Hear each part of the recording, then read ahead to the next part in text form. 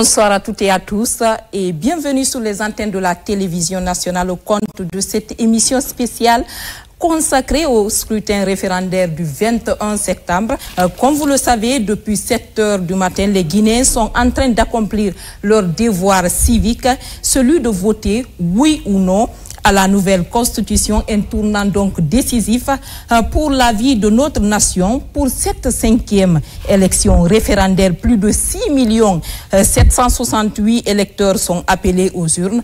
23 662 bureaux de vote sont aménagés sur toute l'étendue du territoire national. De 7 heures à maintenant, nous allons donc avec nos reporters, nos chroniqueurs et invités faire le bilan à mi-parcours de la mi-journée électorale. Et sur ce plateau, donc, avec moi pour parler du déroulement du scrutin à tous les niveaux, nous avons sur ce plateau également Madame Salematou Kanté et les journalistes reporters à la RTG. Bonjour Madame et bienvenue. Merci Adiatou, bonjour et bonjour aux millions de téléspectateurs qui nous suivent un peu partout. À côté d'elle, il y a un ancien de la maison. Il s'agit de M. Amara Kamara, journaliste, enseignant, chercheur et consultant politique. Bonjour M. Kamara, bienvenue. Bonjour Adiatou, bonjour aux téléspectateurs et aux auditeurs de la radio nationale parce que je sais qu'on est en synchronisation. Comme vous l'avez compris, chers téléspectateurs, des réactions des acteurs électoraux, des citoyens et des journalistes vous seront progressivement données au compte de cette émission. Encore une fois, bienvenue. Et tout à l'heure, nous allons donc sur ce plateau également une dame de parcours. Ça sera justement notre invité de parcours. Il s'agit de Dr Makali Traoré. Elle est juriste de formation, professeur de droit, facilitatrice, membre de l'Académie des sciences de Guinée, observatrice des élections, beaucoup de casquettes. Bonsoir docteur et bienvenue. Bonsoir, merci de m'avoir invité et je dis bonjour à vos auditeurs et à vos téléspectateurs. Si tout va bien, chers téléspectateurs, comme vous le savez, nous aurons également nos correspondants à l'intérieur du pays, mais également à l'extérieur de la Guinée. Ils vont tous nous parler de comment se déroule le scrutin référendaire. À présent donc, je me tourne d'abord, bien avant l'invité, je me tourne vers M. Kamara, Amara déjà. Alors, pour vous, depuis le matin, je sais que vous logez loin de Conakry, vous êtes jusqu'à Kountia. Alors, quel est le premier constat? Bon, il ne faut pas renvoyer Kountia au-delà de Conakry. Hein. De la capitale. Kountia fait partie de la commune urbaine de Sanoya, qui est finalement rattachée à Conakry. On relevait jusque tout récemment de la commune rurale de Manéa. Finalement, on est dans Conakry, donc je ne suis pas jusqu'à au Conakry. Vous êtes à Kountia. À Kountia, d'accord. Car cela ne tienne... Tout près de Conakry. Voilà. Non, je suis dans Conakry. Vous êtes dans Conakry. Alors, je suis dans Conakry. Tout près de Kaloum, c'est ça?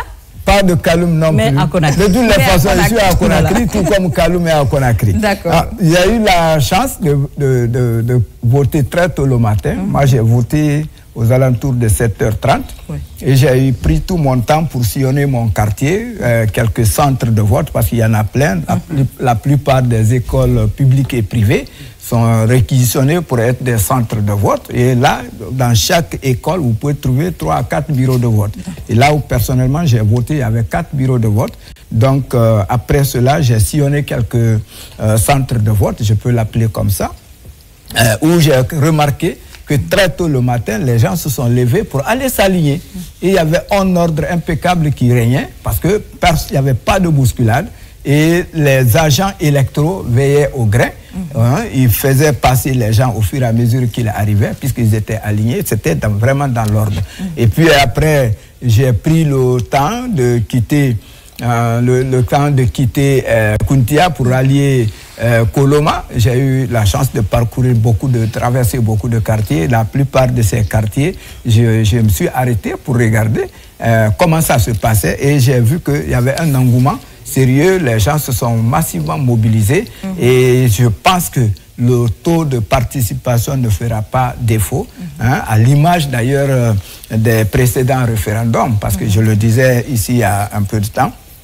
que le plus tôt de participation qu'on a enregistré en un référendum en Guinée, je ne connais pas le temps du président Ahmed Sékou Touré, le référendum qu'il y a eu en 82, je ne connais pas ça, mais depuis 90 jusqu'en 2025 maintenant, là, le plus bas taux de participation que j'ai vu, c'est celui de 2020. 2020, le dernier référendum qui a enregistré 58,24% officiellement. Sinon, tous les autres référendums ont enregistré plus de 87%, 98%. Donc, on est allé jusqu'à ce niveau. J'espère que cette fois-ci encore, ça va être le cas. En tout cas, l'engouement que j'ai constaté sur le terrain prouve que le taux de participation ne fera pas défaut. Alors, docteur Makale, est-ce que c'est votre constat aussi, ou bien il est différent du constat de Amara Camara? Merci beaucoup. Je voudrais d'abord saluer cet aboutissement. C'est un aboutissement d'effort depuis plusieurs années pour arriver à cette étape, l'étape du référendum, qui marque le début de notre sortie de la transition. Ça, c'est vraiment à l'endroit d'abord des autorités, mais aussi à toutes les personnes, toutes les organisations, toutes les institutions qui se sont impliquées dans ce processus pour qu'aujourd'hui arrive. J'étais effectivement à mon bureau de vote un peu plus tard que vous, vers 9h30, 10h. Effectivement, il y a un engouement, il y a une mobilisation et je pense que les Guinéens ont compris que c'est une étape importante et que au-delà des écueils, au-delà des ressentiments, au-delà même des critiques, ce qui est normal. Mais c'est une étape importante pour la vie de notre pays et que cela nous permet d'avancer vers un avenir commun. Et ceci est important. Et quand les populations comprennent ça, c'est un atout pour un pays. Donc effectivement, il y a une mobilisation. Les gens réalisent que leur vote est important pour cette constitution, quel que soit le vote par ailleurs, mais qu'il est important d'aller s'exprimer. Et ça, c'est un acte citoyen qu'il faut saluer et qu'il faut relever avec fierté, que le Guinéen sache qu'il est concerné par le vote et qu'il faut qu'il aille dire ce qu'il pense du processus. Mais ça se passe bien et l'autre élément que je salue, c'est le calme, l'apaisement. Il n'y a pas de violence, il n'y a pas de cris, la sérénité des électeurs et chacun attend son tour.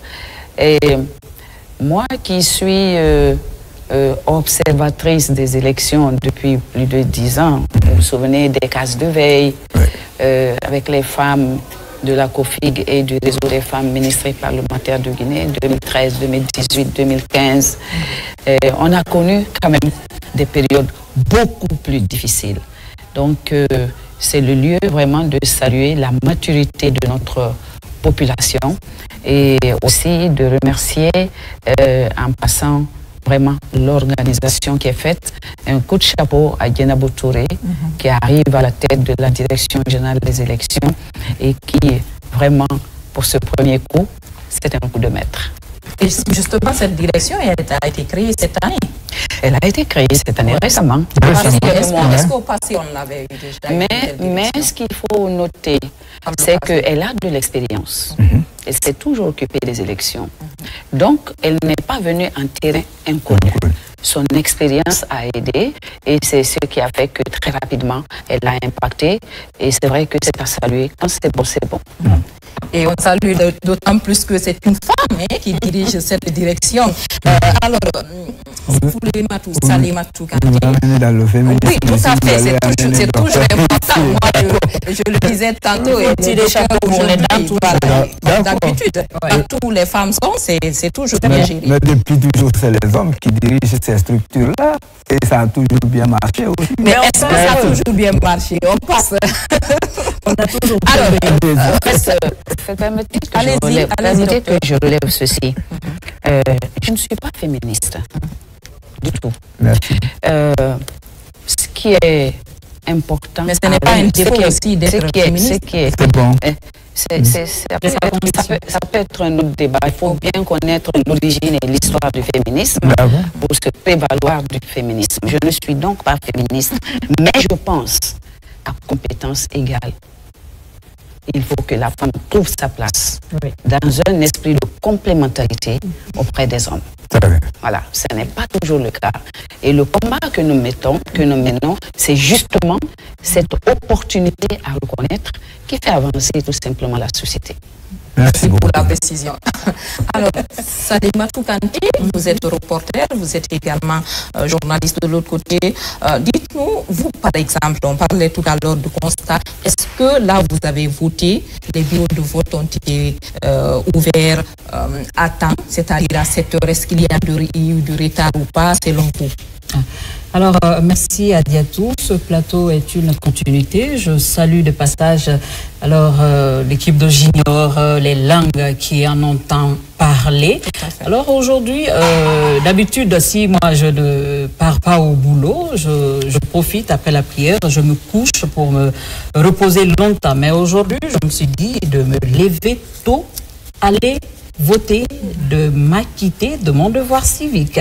Alors, je me suis levée aujourd'hui à 7 heures, après la toilette, je me suis rendue dans mon lieu de vote vers 8 heures.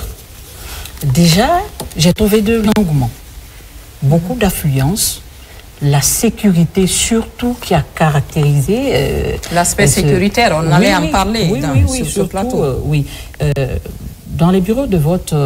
Chez moi, là où j'ai voté, à Yataya, dans mon quartier, il y avait l'engouement. Il y avait beaucoup d'engouement et les gens étaient là pleins. Il y avait combien? 8 bureaux de vote. Tous ces bureaux de vote, les gens étaient bien alignés, bien structurés. La sécurité était là. Et puis, comme l'œil observatrice, j'étais là parce que je savais que j'allais venir rendre compte, tout à fait. Donc, j'observais les choses, j'observais la sécurité, la disposition des choses. Une fois dedans aussi, les agents de vote qui assurent le vote aussi étaient sur place, qui ont aussi bien assuré. Tout le monde était à sa place aujourd'hui et tout le monde assumait. Mais ce qui m'a impressionné aujourd'hui, c'est la maturité du Guinéen. Parce qu'aujourd'hui, on est en train d'écrire une nouvelle page de notre histoire. Donc, cette maturité des Guinéens aujourd'hui m'a plu, m'a frappé. Vraiment, je ne sais même pas m'exprimer. Parce que de chez moi, Yataya à la RTG Coloma, j'ai parcouru le chemin, j'ai dépassé les quartiers, les communes. Et puis, j'ai vu... vraiment une sérénité comme pas possible. La calmie, tout est calme. Les gens allaient voter normalement. Donc ça, j'ai apprécié chez le Guinéen. Donc c'est un pays mûr. Et les citoyens sont mûrs. Monsieur Camara, aujourd'hui, nous parlons de nouvelle constitution. Nous sommes déjà à la dernière étape pour savoir est-ce que les Guinéens vont dire oui ou non. Mais bien avant, on a vu quand même une grande campagne de vulgarisation, une campagne référendaire et tout. Il y a beaucoup de nouveautés autour de cette constitution. Mais quels sont les enjeux majeurs d'une telle élection pour notre pays? Les enjeux majeurs, le premier enjeu majeur, c'est que Dr Makale l'a dit tantôt, ça va marquer le début de notre sortie de la transition. Donc nous allons tourner une page. Oui, vous n'oubliez pas que depuis le 5 septembre 2021, nous sommes dans un régime d'exception, n'est-ce pas? C'est-à-dire dans une transition. Et une transition, qui dit transition, dit exception. Donc, on n'était pas régi par une constitution. Parce que la constitution a été, je ne sais pas, dissoute ou suspendue. Parce que ce jour-là, les mots sont venus. Je crois que ça a été dissous même. On a dit que la constitution est dissoute. Donc, on n'avait pas de constitution. C'était pas on n'était pas dans la régularité, si vous voulez. Donc, on est en train de retourner petit à petit à cette régularité. Et vous savez que beaucoup de démarches ont été menées. Au-delà, avant que le CNT même ne commence son travail, il y a eu des cadres de dialogue, il y a eu des cadres de négociation, il y a eu des assises nationales. Tout cela, c'était pour préparer le Guinéen, la mentalité du Guinéen, pour qu'on conjugue le même verbe, qu'on parle le même langage.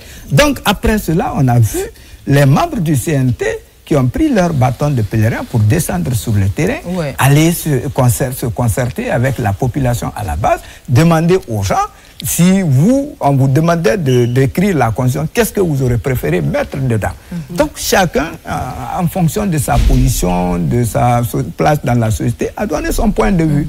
Donc les gens ont écrit, ils ont écrit les premiers drafts. Je crois qu'ils sont retournés encore pour aller consulter les gens, pour dire voilà ce que vous nous avez dit, voilà ce qu'on a écrit de ce que vous nous avez proposé. Est-ce que c'est ce qu'on a écrit effectivement? Est-ce que c'est pas ça? Je crois à 2 ou 3 reprises comme ça, ils sont descendus sur le terrain pour recueillir les avis des gens et mettre tout ce document en place. Et vous rappelez qu'on a présenté ici ce qu'on a appelé l'avant-projet de la nouvelle constitution, qui a fait aussi l'objet d'une certaine vulgarisation de débat. Et on n'avait pas connu ça avant. Après ça, il y a eu un pool de personnes de ressources, je crois, en tout cas de grandes personnalités, de juristes, d'économistes, de politiciens, ainsi de suite. Ils se sont retrouvés pour travailler sur le document. Et puis finalement, c'est ce qui nous a donné ce projet de constitution qui est là. Et après tout cela, l'État, le gouvernement a proposé, a décidé plutôt qu'on prenne plusieurs semaines pour faire la vulgarisation. La vulgarisation aussi, à ce que je sache, il y a eu toujours des campagnes référendaires, mais il n'y a pas eu encore de campagne de vulgarisation à cette échelle. D'accord. Donc, on est descendu dans les quartiers, dans les secteurs, pour aller expliquer aux gens c'est quoi le contenu de cette loi, avant qu'on arrive à la décision de faire la campagne référendaire, qui a duré, je crois, 3 semaines aussi. Et tout cela, on a pu sensibiliser les gens, informer. Si on a la mobilisation aujourd'hui, je pense que, comme le docteur l'a dit, c'est l'aboutissement de toutes ces démarches-là. Voilà, un long travail qui a amené les gens à croire à comprendre qu'effectivement, ce qui est dans cette constitution, c'est ce qu'ils ont proposé et que ils doivent décider de la nouvelle direction à donner à la République. Alors c'est justement pour continuer là-dessus, Monsieur Camara, cette constitution, on nous dit, ça nous ressemble et nous rassemble. Ça nous ressemble parce que c'est à notre image. C'est à notre image. C'est nous qui avons dit, on s'est consulté, une équipe, ça c'est bon pour nous, ça c'est bon pour nous, ça c'est bon pour nous. C'est les lois qui sont votées là-dedans pour le pays, pour le progrès du pays. Ça nous rassemble parce que la Constitution nous unit pour la paix, pour la cohésion sociale de ce pays. C'est à l'image de ça surtout. Donc, c'est une constitution qui a été largement vulgarisée, une première en Guinée, comme l'a dit M. Camara, largement vulgarisée, mais toujours, il y a des gens qui ne comprennent pas jusqu'à présent la portée de cette constitution, et le vote scrutin, le référendaire, j'allais dire, parce que j'entends des fois, les gens se demandent, on vote pour qui? On vote pour qui? Mais on a largement débattu sur la Constitution. On ne vote pas pour quelqu'un, on vote pour notre... C'est pas une élection de course contre un poste et l'autre. C'est une élection assez sociale. Voilà, c'est pas ça. Le président Mamadi Doumbouya n'est pas en élection avec quelqu'un. Alors, on me signale déjà qu'on aura, vous savez, dans cette émission, on aura au fil du temps les réalités du terrain déjà, parce que nous parlerons du bilan à mi-parcours de cette journée électorale. Alors, nous partons sans plus tarder à Kindia, rejoindre notre correspondant. Il s'agit de Elhadj Yaya qui va nous parler comment on appelle, du déroulement des votes au niveau de Kindia. Elhadj Yaya, bonsoir et bienvenue au compte de cette émission.